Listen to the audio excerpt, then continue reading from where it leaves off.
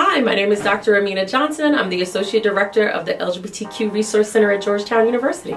I went to college at Longwood University in Virginia, and I guess it was my senior year. I actually graduated a semester early, believe it or not. I didn't expect to, I just ended up with enough credits. And there was one class that I needed to finish my minor in psychology. But that class was going to be offered in the spring semester and not the fall semester. And so that meant I would have to come back to college to take one class in the spring.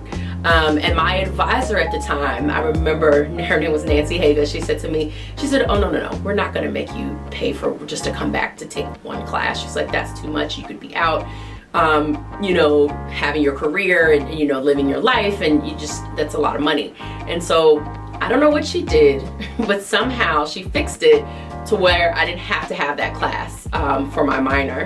And so I still have a minor in psychology, but I am 3 credits short technically. But the reason that it affected me and my career was that was somebody that was looking out for me as a student, right? Like I didn't have to pay to come back to school. I couldn't have commuted necessarily to go to school, and so I would have to come back, pay room and board to take one class, and then probably figure out how to take other classes because you can't stay on campus just taking 3 credits. And I could be out making money like in my career, and she was able to sort of affect change in my life that way.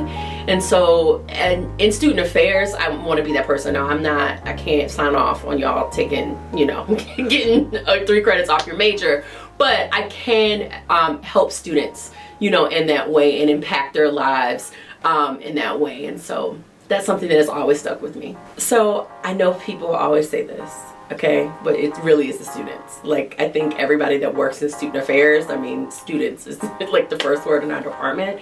And it's the students related to what I said before about Ms. Haga, but also I work in LGBTQ resources, right? And so sometimes the stuff we work with is really heavy, be it on the family side or dealing with professors. And I'm just happy to be able to help students figure that out and navigate those really sort of tough, sticky parts of life when it comes to this subject matter. Yeah, so, I think we support, the Women's Center. We support student clubs about women, so that's, first and foremost.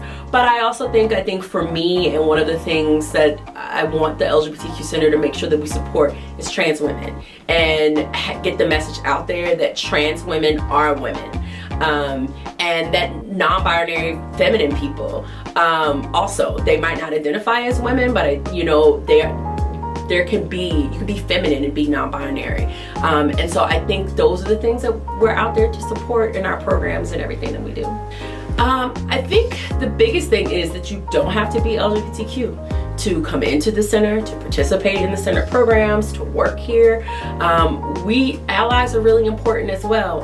I remember I interviewed a student who is not LGBTQ and comes from a particular religious background, and I asked, why do you want to work in the center? And she says, I want people who come from the same background that I do to know and feel comfortable coming into the center.